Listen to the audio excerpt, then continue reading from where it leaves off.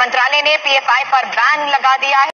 All over the country. नमस्कार दोस्तों, मैं Rajesh Yaduvanshi. PFI popular front of India कैसे बना, कौन है इसके पीछे जो देश में साजिश रच रहा है। आपको बता दें कि पॉपुलर फ्रंट ऑफ इंडिया देश में मुसलमानों और दलितों के लिए काम करता है। यह दिखाकर मध्य पूर्वी देशों से मदद ही मांगता है। देशवासियों को गुमराह कर आतंकी संगठनों से जुड़ा है। पीएफआई है कि 18 सितंबर को राष्ट्रीय जांच एजेंसी एनआई ने आतंकी गतिविधियों को अंजाम देने के आरोप में पॉपुलर फ्रंट ऑफ इंडिया के 40 ठिकानों पर छापेमारी की। एजेंसी ने यह कार्रवाई तेलंगाना और आंध्र प्रदेश में की। पीएफआई पर उत्तर प्रदेश की कानपुर यानी योगी आदित्यनाथ के मुख्यमंत्री जैसे शहर में कानपुर में आतंकी हिंसा देखने को मिली, आतंकी संगठन देखने को मिला। धर्म परिवर्तन के नाम पर पीएफआई काम करता है और नफरत फैलाने का भी काम करता है। दिल्ली में सीसीए के आंदोलन से लेकर के मुजफ्फरनगर, शामली और मध्य प्रदेश के खरगोन में हुई सांप्रदायिक हिंसा में भी पीएफआई के आतंकी तार जुड़े थे। अब बात सामने यह आती है कि पीएफआई जो संगठन था वो आतंकी संगठन है और यह अस्तित्व में कब आया। इसको लेकर के बड़ा सवाल लोगों में उठ रहा है। अक्सर कट्टरता फैलाने के क्यों आरोप लगते हैं पीएफआई पर। इन्हीं सब सवालों का जवाब हम इस रिपोर्ट में आपको बताने वाले हैं।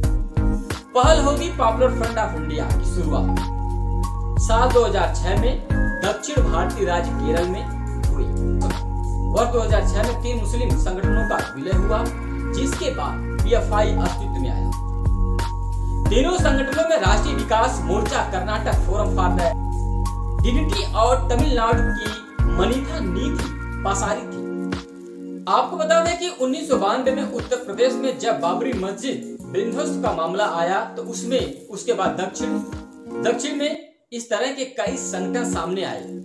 आपको बता दें कि इनमें से कुछ संगठनों को मिलाकर के पीएफआई का गठन किया गया। 16 साल भारत देश में 16 साल के लंबे इतिहास में पीएफआई का दावा करता है कि इसकी देश के 23 राज्यों में संगठन है। देश में मुसलमानों और दलितों के लिए काम करता है पीएफआई और एक मध्य पूर्वी देशों से आर्थिक मदद भी लेता है पीएफआई। यानी वो कौन से देश है, जैसे चाइना भी इसमें सम्मिलित है। अच्छी खासी फंडिंग हो जाती है पीएफआई का इन देशों से भारत में अराजकता फैलाने के लिए। आपको बता दें कि राजधानी खुद बना लिया गया है संचालन करने के लिए पीएफआई का। देश की जहां राजधानी है वही पीएफआई की भी राजधानी में एक सेंट्रल ऑफिस बना दी गई है। और पीएफआई के राष्ट्रीय अध्यक्ष अबू बकर जो केरल से ताल्लुकात रखते हैं और यह संगठन खुद को अल्पसंख्यक समुदायों और दलित समाज के अन्य कमजोर वर्गों को समाज में जोड़ने का काम करता है, ऐसा पीएफआई के द्वारा कहा जाता है, लेकिन आतंकवादी संगठनों से संबंधित। आपको बता दें कि एनआई ने तेलंगाना के 38 स्थानों पर और आंध्र प्रदेश में 2 स्थानों पर तलाशी ली, जिसमें आपको बता दें कि 4 लोगों की और हिरासत में लिया गया।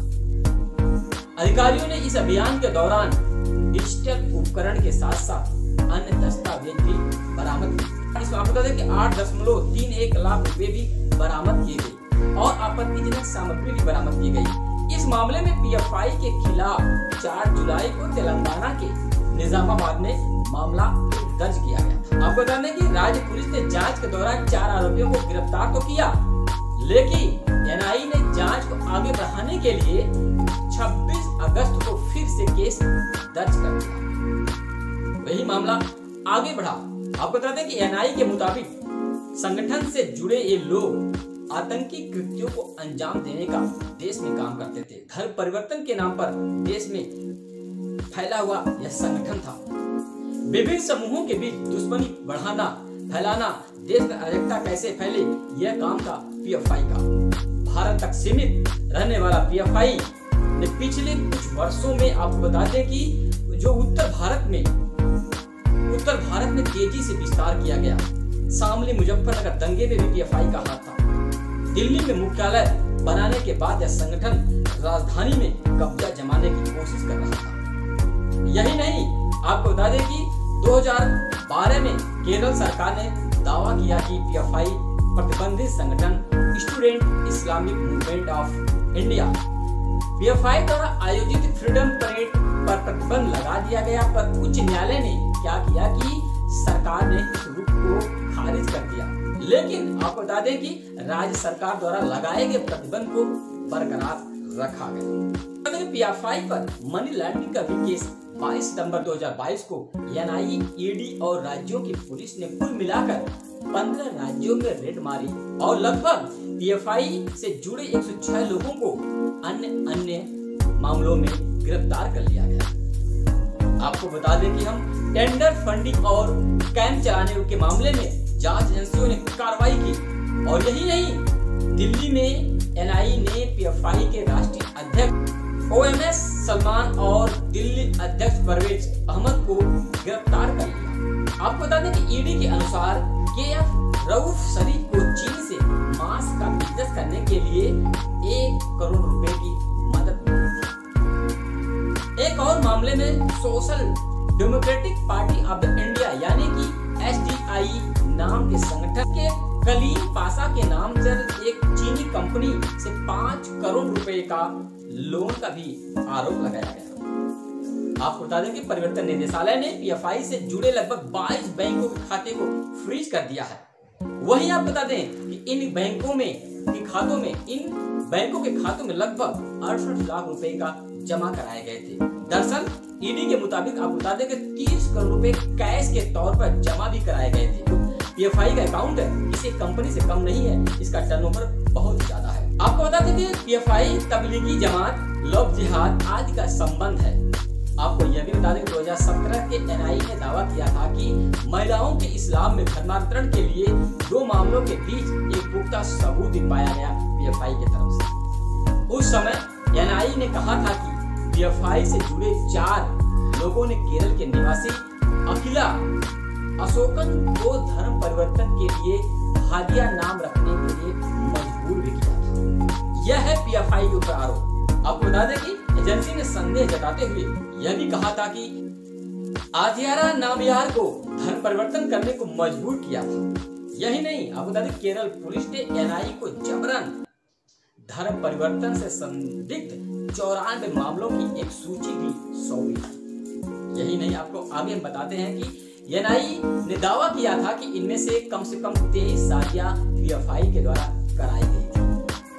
27 राजनीतिक हत्याओं में PFI शामिल था, ऐसा जो कि आरोप लगाया जा रहा है PFI पर। जब देश में student Islamic movement of India यानी कि SIMI पर प्रतिबंध लगा दिया गया था, तो इसके बाद ज्यादातर नेताओं ने क्या किया कि PFI का दामन थाम लिया और एक संगठन का समूह बनाकर काम करने लगे। वर्ष 2014 में केरल हाई कोर्ट में राज्य सरकार ने एक हलफनामा दायर किया, जिसके मुताबिक आपको हम बता दें कि कार्यकर्ताओं ने केरल के 27 राजनीतिक हत्याओं के जिम्मेदार भी ठहराया गया। वहीं हलफनामे में यह भी कहा गया कि यह संगठन केरल में हुई 106 सांप्रदायिक घटनाओं में किसी न किसी रूप से शामिल था। PFI देश भर में लाखों संख्या में सदस्य हैं, लेकिन इनका कोई लिखित ब्यौरा नहीं मिलता है, जिसका यही कारण है इनके ऊपर आरोप तय नहीं किया जा सकता। 23 राज्यों में प्रभाव है PFI का। कार्यकर्ता लगातार इसमें अपने मूवमेंट को बनाए हुए हैं, लेकिन PFI अपनी आतंकी गतिविधियों से देश में पैर पसारता जा रहा है। PFI के कार्यकर्ता लगातार आपको बता दें कि असम, बिहार, झारखंड, पश्चिम बंगाल, उत्तर प्रदेश, केरल, आंध्र प्रदेश जैसे प्रदेशों में सक्रिय हैं। PFI की संदिग्ध गतिविधियों के कारण इसे कई राज्यों में प्रतिबंधित करने की मांग की गई थी। सवाल तो यह भी उठता है कि भारत में जिस प्रकार से आतंकी हमलों को अंजाम दिया गया, क्या इसके पीछे PFI का ही हाथ था? यह सवाल है। भारत में जिस प्रकार से अराजकता आंदोलन CCA को लेकर आंदोलन किया गया, PFI का बड़ा हाथ सामने दिखाई दे रहा है। अब आपको बता दें कि PFI को लेकर सरकार ने जो कि 5 साल का PFI पर बैन लगा दिया है। क्या देश से PFI बंद होना चाहिए या नहीं होना चाहिए? कृपया कमेंट करके हमें जरूर बताएं। आरोप तो यह भी लगाया जा रहा है कि प्रधानमंत्री मोदी जी भी PFI के निशाने पर बिहार में हैं, ऐसा कहा जा रहा है। आप बता दें कि PFI के लोगों ने यह आरोप लगाया है कि सरकार मुसलमानों को बदनाम करने का काम कर रही है, लेकिन यह भी सिद्ध होता है अगर सरकार पर दावा करती है तो कोर्ट उसे साबित करने के लिए भारत में न्यायपालिका है, पीएफआई को दरवाजा खटखटाना चाहिए। अगर पीएफआई गलत है तो उसमें प्रतिबंध देश में लगना चाहिए या नहीं लगना चाहिए, यह कृपया कमेंट करके हमें बताएं। कृपया अगर यह जानकारी आपको अच्छी लगी हो तो हमारे चैनल ऑन इंडियन को लाइक सब्सक्राइब करना ना भूलें। देश सर्वोपरि है।